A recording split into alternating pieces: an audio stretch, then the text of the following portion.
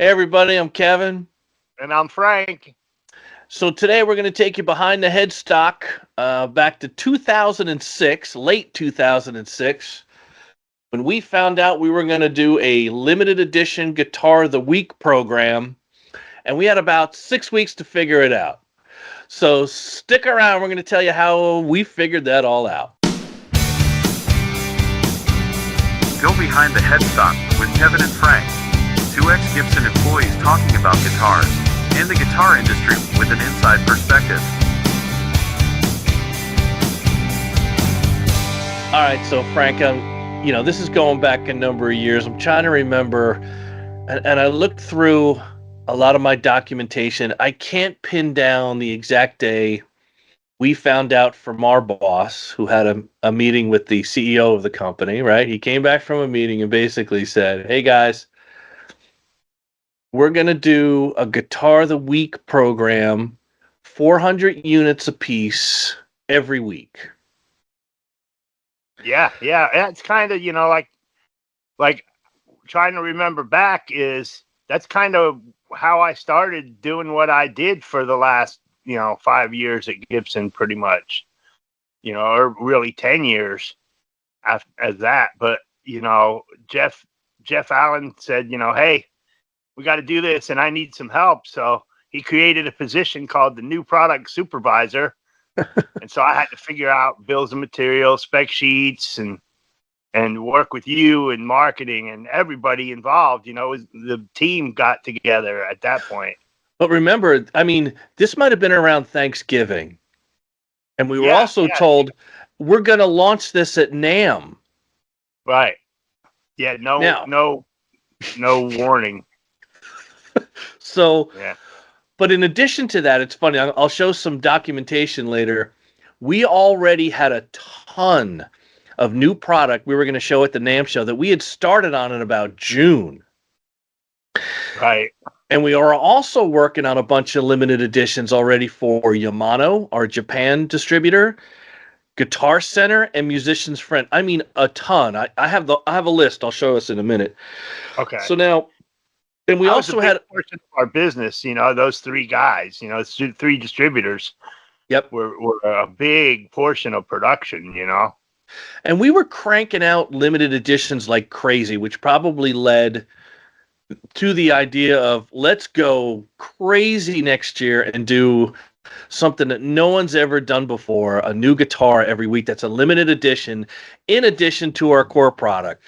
And there were so many of them, it's funny that we didn't even add them to our regular price list. I had to make a separate Guitar of the Week price list because it wouldn't all fit on one.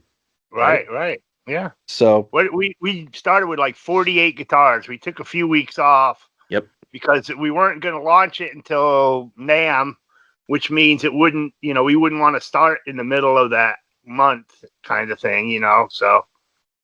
And then, of course, we shut down for Christmas and July 4th every year, so we didn't count those weeks. Yep. So I think we came up with 48 models we had to come up with, right? So it was basically you and I going, what the hell do we do? So we knew in order to have any kind of models ready for the NAMM show, we really couldn't do anything with new tooling, new body shapes. Yeah, any really new parts. I mean, purchasing, right. 90 days out basically on everything, So if you wanted new plastics or new inlays or new anything, it was 90 days before you could get any of that stuff, Right. Yeah. And so it was like, okay, we're going to have to change specs or paint. Yep. Or, pickups. We'll put different combinations in of what we don't normally offer. That sort of thing became, what the answer, basically. All right, we start out with paint. That's something we can control, paint something a different color, And so that's how it started that way, right? Yeah, we basically just started putting pencil to paper, figuring out all these different models and options that we had. But so looking back on some of my documents, what we decided to do, and I don't know how we could have done it any other way, we basically did it like 12 different models at a time. So it was basically we did a quarter at a time. So at the 2027 NAMM show, we debuted the first 12 The guitars of the 2007. week. 2007. Oh, what did I say? 2027? Yeah, we ain't Oh, there God. yet.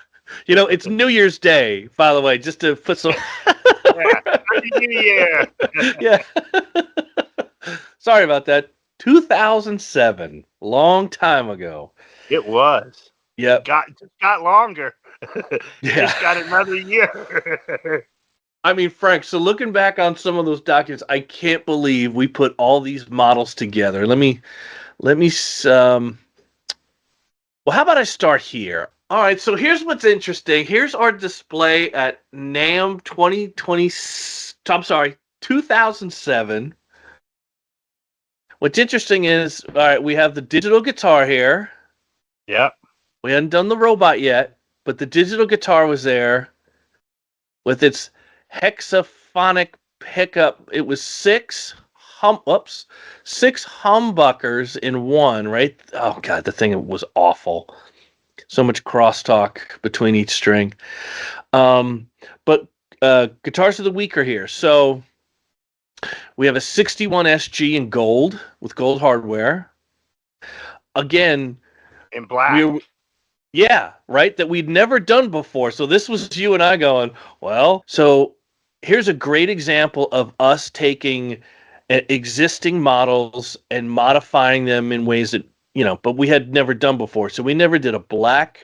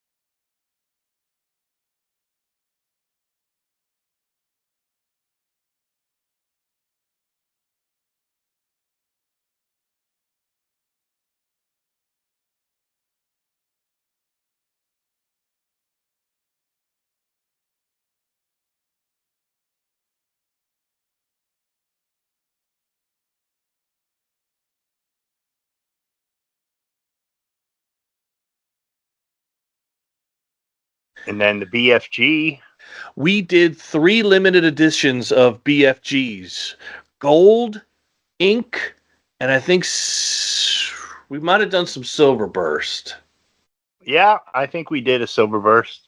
Right, and then we got the SG3 over here. Right. We have I think this is a Billy Joe Armstrong Jr. Could have been. Yeah. Yep. And I got another picture, another Explorer Pro. Right. And that's the solid SG, a solid maple. That's why we're showing the back, because it's 2 maple pieces. Les Paul Classic Custom right there. We'll get in deeper with all these other models. Now here's something really cool. These were 3 SG Selects. Remember those? We did 5A bodies. Oh yeah. And 3-piece 5A maple necks. Yep. And I had made special for the NAMM show these displays. See this Gibson sign up here? Right. And it had a downward light, and they rotated. So these 3 SG Selects rotated. Remember they kept turning around 360? Wow. Nice. And then we have down here the Melody Makers. That's the Melody Maker boxes you were talking about. Yep, remember that? That was awesome. Yeah. Now here's what's funny, Frank. Look, AdMart made those signs for me, Ravi at AdMart. I never saw those again. They never made it back to Nashville. Someone stole them. Really? They probably ended up in the entertainment relations office in Beverly Hills. Probably, yeah. I never found them again. I looked and looked and looked forever because they were so cool. Yeah, sure.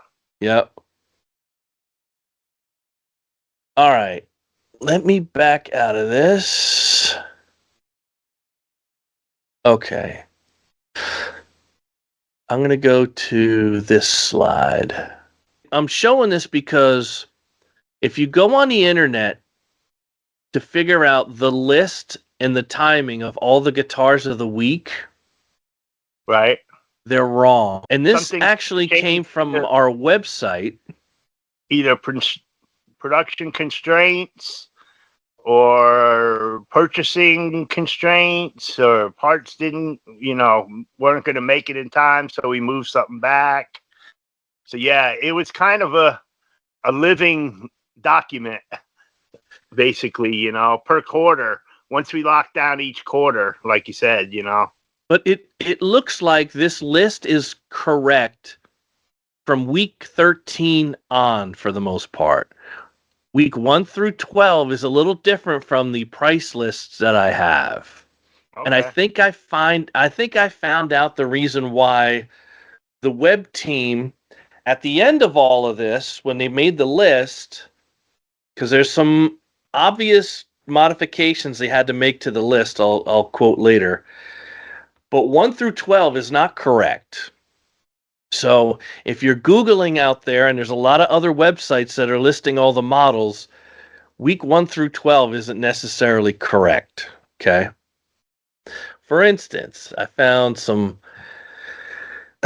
images out there. This does not show the first 12, but it's interesting to see how people have created other images out there of the guitars of the week. And what's interesting is this is a different dealer. This is the end of it, Frank, right? Going to week 48. Right. Week 45 did not happen. Well, that's because it was Joan Jett, right? That's the Joan Jett Melody Maker. And it was much too big for this deal, right? Yep. I don't know why it was on our list originally, but I remember thinking Joan's models, we shouldn't have a signature model on the list, right? So we eventually pulled it, and there was no week 45 because eventually we went full on with Joan Jett's first signature model. Yeah, we made a lot of those, right? Oh yeah, and Joan was a dream to deal with. She was great. Super cool Yep, lady. Yep, yep, yep. yep. She was Perfect. so sweet, so nice. I hope I don't ruin her Yeah, reputation. She's total she mailed badass though. it to us. We got to check out her original guitar, and she mailed it to us. I And have pictures of me and Scotty playing it in my office. it had a pickup in it. Was called the Red Roads. I think it was called the Velvet Hammer The pickup. Velvet Hammer. Yep. Yep. And it was amazing sounded. And we actually took all the readings off the pickup, and that's why we put a Birchbucker 3 Yep. in her guitar, I believe it was. Yeah. Because that right. was close, very close to the readings we got off the Velvet Hammer. And it wound up sounding good, so it must have been real close. All right, so in other episodes, we'll deep dive on all these models, but I don't know, looking back, Frank, we came up with some cool models for that whole program. I think so, Yeah, hell yeah. Without, killing production and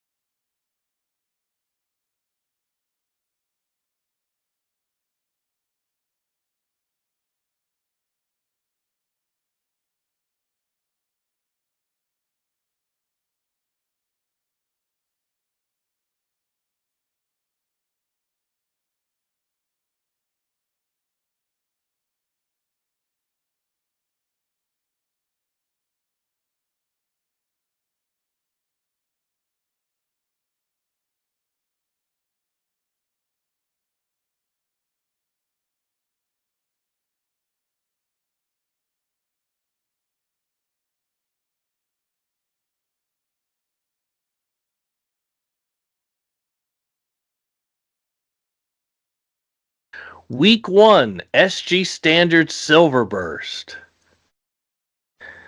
Now, whereas other lists show the SG Supreme Bass and Natural as Week 1.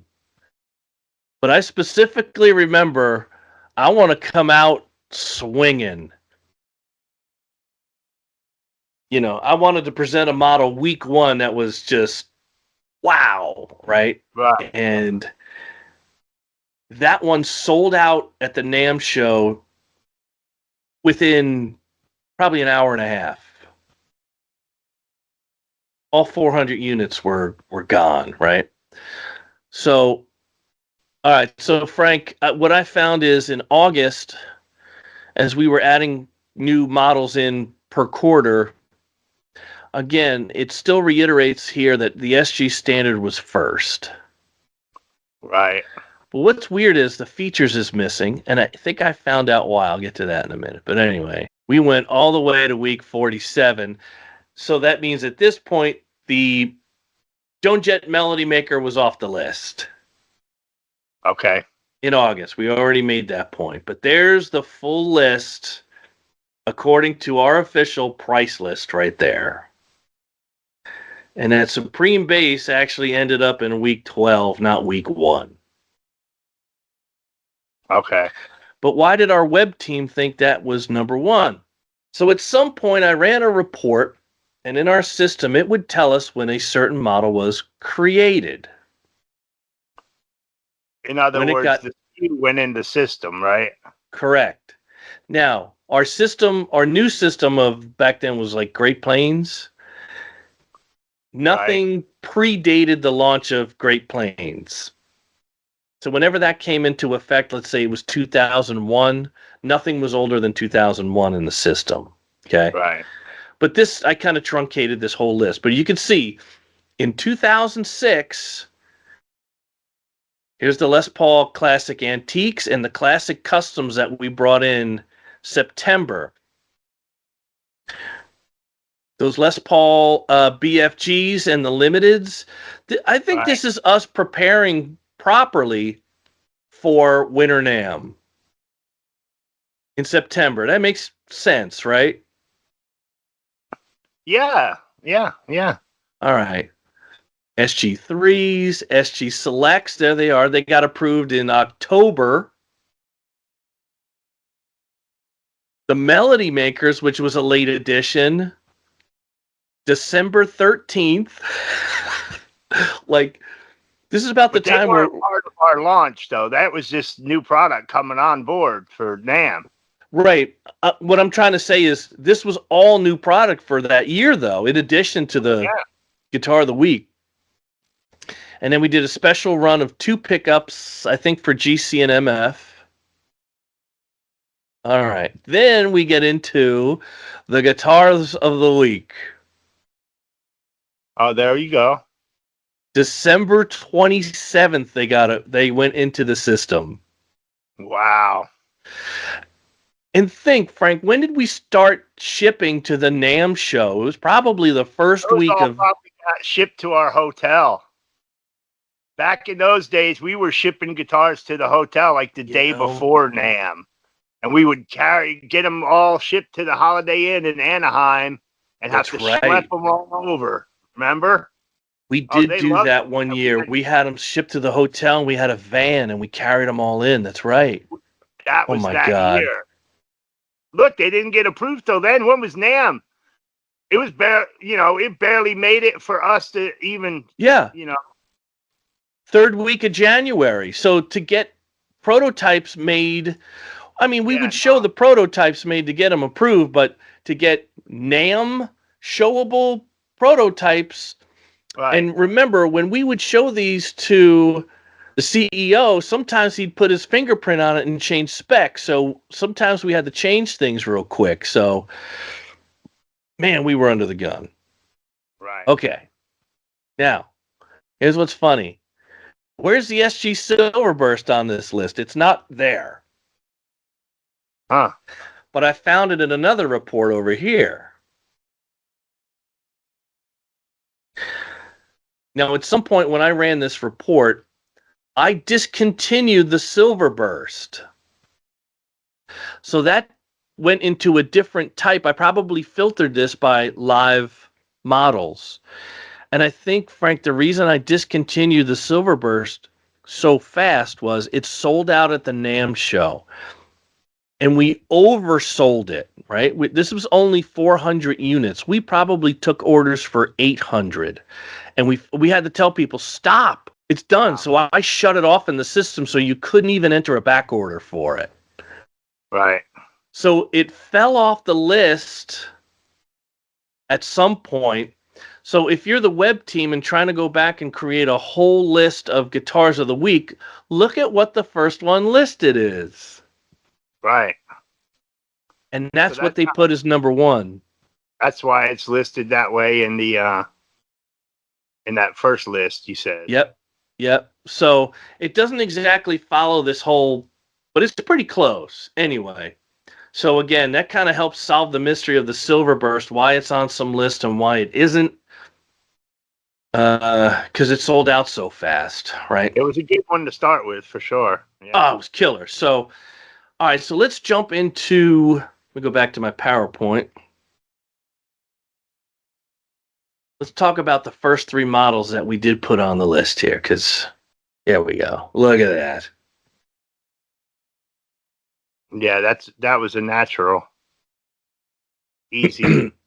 So at this time, the guy in Tool was playing an old Les Paul Custom Silverburst.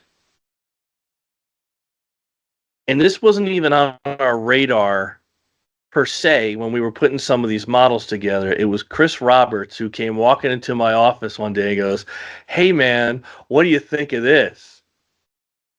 Yeah. And from what I could remember, even historically, we never did a Silverburst SG, and I don't know why, because when you look at it, it makes all the sense in the world, right? Yeah. The color was made for it. Oh my God, that's why we put it number 1. We wanted to come out of the gate swinging, just knocking people out, right?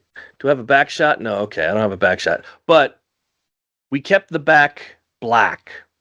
Yeah. I mean, the original Silverburst, I think they bursted both sides on the Les Paul Customs. Yep, and V's and stuff. They bursted the neck and the back of the headstock and all kind of crazy stuff. But we decided just to run it as ebony so we could bust it out, Yep. Yep, we had to make 400 and make 400 fast. Right. But this started really the craze of Silverburst. We Yeah. started making an option of Silverburst in everything, and we Yeah. sold the crap out of it. You know, we never did a Silver Burst T-Bird. We probably should have done that. That would have looked good. That would have looked pretty cool. Yeah, I agree. All right. There you go, Jim. It's Jim DeCola, if you're listening. There you go, Jim. There you go. Perfect, No charge. right? Enjoy. The SG3. So the second model I had listed was the SG3. You and I had gone through a couple iterations of this before we came to what was going to come out of production. And there's the back. It was satin, right? Yeah, that's satin. Yeah. We did some gloss versions. Again, if you watch our satin or faded SG episode, it was just such a hit to do faded SGs in satin finish. So Yeah. Plus, that's a nice, clean-looking guitar, you know? it is a good-looking guitar, right? Yeah, we were messing around with those blade pickups in electronics when I was working there. Yep. And hey, let me ask you about that. I mean, those were our pickups, right? We didn't outsource them. yeah, no, we made them. We made them there. I made them at electronics department. Yep. Yep. Okay. I had to. It was difficult because we have to actually drilled into the blade and tapped it to hold the pickup together. But it was a cool little pickup, and it sounded good. And we put the chicken head knob on there for 6 positions. Yep. We could get 6 positions out of that. I wanted one more than the Strat, you know. Yep. I always wanted the neck and the rear pickup at the same time. It's always a cool option, right? Or all three. Yeah. Right. So I always wanted to do a version of the old Melody Maker. Where this really came from was that. Right. I always loved Pelham Blue, and I always kept my eyes open to get one of these. So that's kind of where that started. Again, we knew that we had SG bodies already. It was just a matter of, okay, let's do a 3 pickup single coil, maybe with the short vibrola. I don't know, but we knew it was pretty doable. And then here's one with 3 pickups. It's just like, oh my God, that makes so much sense, right? So yeah, that's kind of where my inspiration came from the start with that. And you and I just kind of went off. But I want to show something here. Frank, I still have the prototype. Really? Yep. Do you remember what the prototype looked like? No. You're going to remember. Okay. Fireburst, I remember that. Ooh, I slanted the pickup. We did the slanted pickup at first. Right. And look, remember we did a Strat bridge. Was that the bridge I did the tone enhancer on the back, the brass piece? Yep. We got a 5-way on there. Oh, wow. Right. Yeah, I had this idea that we could tap that piece and use the bridge screws instead of screwing it into the wood. We squashed the whole body by using machine screws and tapping them into the brass piece on the back. And so that brass piece, instead of string ferrules, I didn't want to do string ferrules and all that. It's like, it's recessed. Yeah. So the ball of the string would go in there and not hit your shirt or whatever, you know. Yep. Now, what's funny is I've seen some people talking about getting these in the production models. I still do love that Strat bridge and the 5-way on there, though. I think that looks pretty cool. And the slant. It was a good-looking guitar, man. Hell yeah. It sounded great. It sounded amazing. Yep. You know, now, a lot of people were asking about the pickups. That's why I was asking you specifically, because I had a feeling we did all that in-house. Yep, yeah, those were ours. I went to change them out one time. Right. And this is routed pretty tight in the body, too. It's way more narrow than a regular pickup, right? But it looks like the production model, they did like a swimming pool. Oh, inside the body? Right. So if you have a production model, you can swap out the pickups with regular Fender or Seymours that are a little fatter than that. These are a little skinnier. Right. Right. Yeah. So that's pretty cool. Wow, I'm glad you got that. I took this home to gig test it, and I forgot to bring it back. It's still testing. Testing continues. So if they need to do a reissue, Yeah, you could help them out. that'll be the second version of that, right? I thought that was a good idea, doing that. Yeah. String through the body and squashing it together like that. Yeah, that was all you too. You said, "Hey, check this out." I'm like, "This is great. Let's go with it." Yeah, it was fun. It was good. We really didn't have too much time to overthink it, you know? Yeah. And towards the end, when we started getting into different projects, Henry really got us into the, testing and golden samples. And, we did so many different tests. We built a machine that plucked the string the same way every time. It was the mother plucker. Yeah, the mother plucker. And the guys in the pattern shop built it, Gary and George and Corey and those guys. And they put it together, and it would you could pick it up like a hammer, and it would drop down, and it would pluck the string exactly the same time every time. And we used that a lot on the digital guitar too. We tested. We were doing these cryogenic fret wire. I don't know where Ron got it, the purchasing guy. It was cryogenic fret wire. They froze it, and it did something to the metal in the frets, and it made it like indestructible. And we were like, "Really? Indestructible?" And the guy was like, "Yeah, watch the difference." So we set up one of the CNC machines over the weekend. We got a fingerboard. We got 2 fingerboards, and we had regular frets in, and we had the one with the cryogenic frets. And we made it like a little finger that came down on the CNC, and it would hit the string. We put a string across it, the frets, and it would hit the string like you're simulating somebody fretting a guitar. Right. And it would move it just a little bit, like wiggle it. So it had a rubber tip on it, so it would come down, grab the string, push it down, and wiggle it a little bit and come back. And we just set it and let it go the whole weekend. Right? And it did both frets. The regular fret wire was pretty much worn out. We let it go. It was like over 100 and something thousand cycles. Right. And there was like 2,000 wear on this cryogenic fret wire. Wow. Like it looked like brand new. We're like, did the test not work? And we had like a camera where we could see it. It worked. The other fret was worn out. And this one wasn't. And it really made a difference. But I don't think the Plek machines liked it. So we never went. Oh, yeah. It was hard. It wore out the cutters on the Plek machines. Yeah, how do you really shape your frets, right? If it's that tough. Yeah, you can make it too tough, right? It became difficult to deal with. But as far as everlasting frets, it was great. Yep. I remember cryogenically they froze it. And we did that for a while. We did it before we got a lot of the Pleks. When we were just doing regular fret dressing. And it was it was easy to dress, but it didn't wear. It didn't wear out. I remember cryogenic frets, frozen. That's interesting. I don't remember that. Yeah, that was Ronnie Moe, purchasing guy, got that. We're gonna have him on soon, hopefully. Yeah. That's the beauty of this, is we're still friends with a lot of people. Yeah. So. All right, let's look at the third guitar in the lineup there after the SG.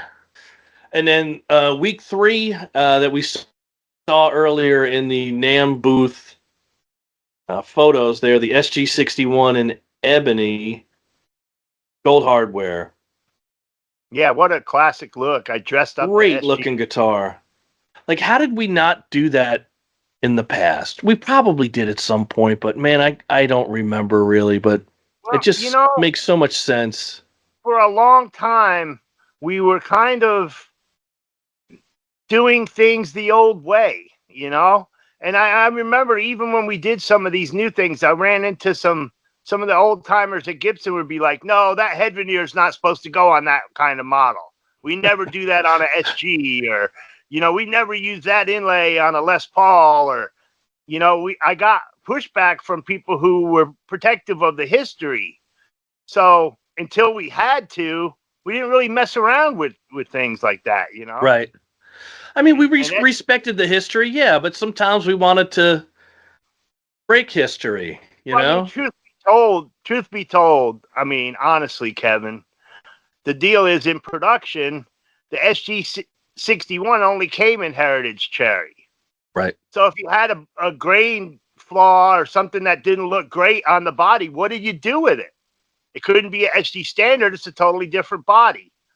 So what they began to pile up.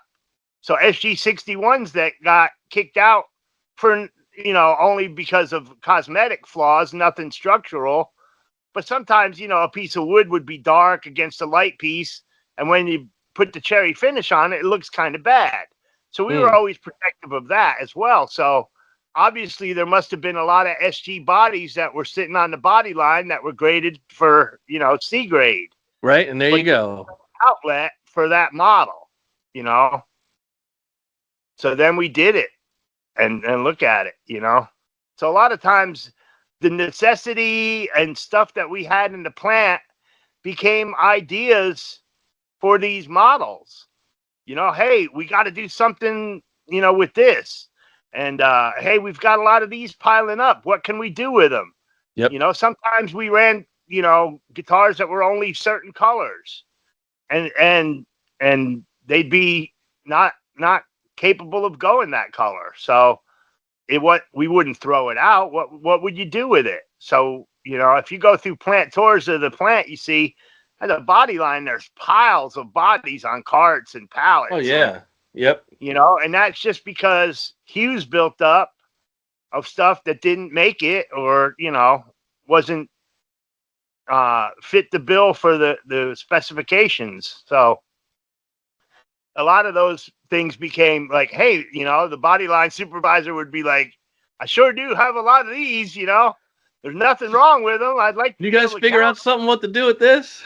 Yeah, we bound them already and we did all this work and we don't want to really lose it, Okay, let's do something with it. So, we always had our hands on every department, I being from quality control department had a lot of, eyes in the sky. Basically, I knew what was going on all over the whole plant, Right. Where everything was happening, what was piling up, what wasn't making it, what wasn't going, what did we have trouble with, and some of that we just fix it, that would determine, oh, well, we need a new fixture here, hey, let's come up with something new and go to George and Keith and Corey or Magoo and Harvey and come up with something, Those guys were really smart guys and, they could figure it out. So we'd always come up with something.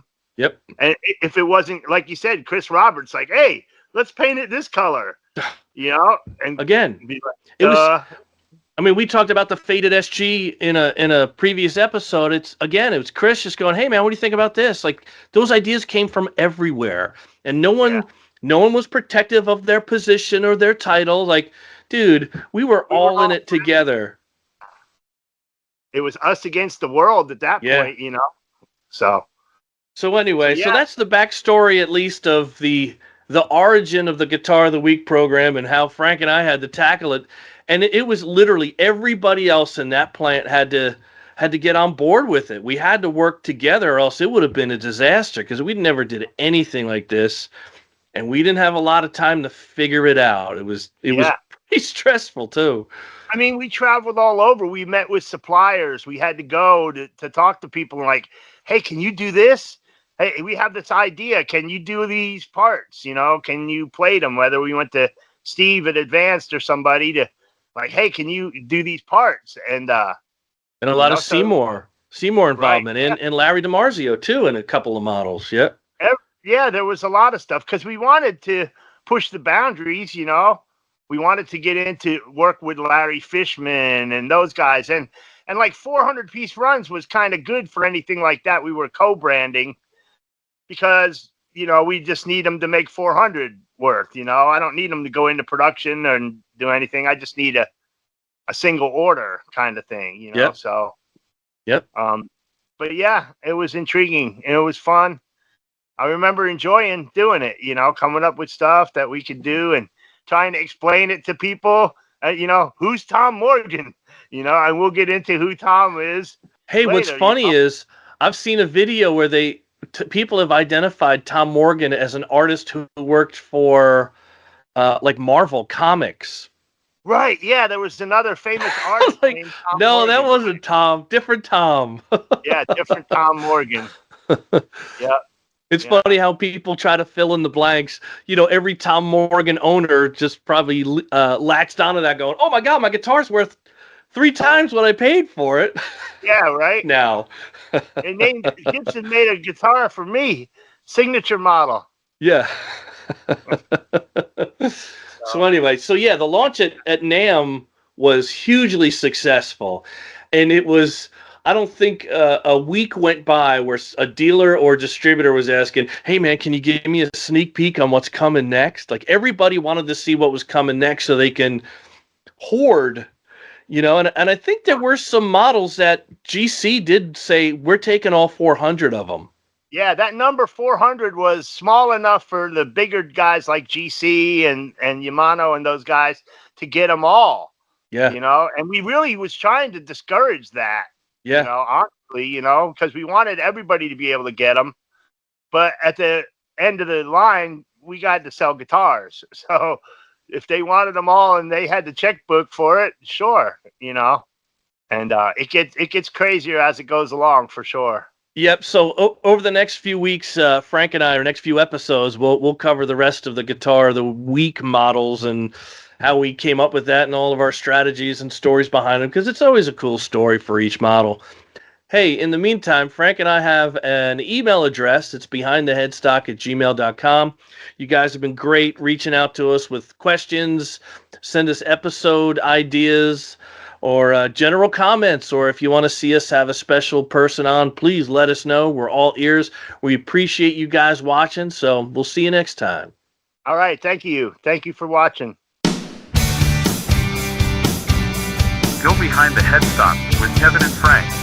2 ex-Gibson employees talking about guitars and the guitar industry with an inside perspective.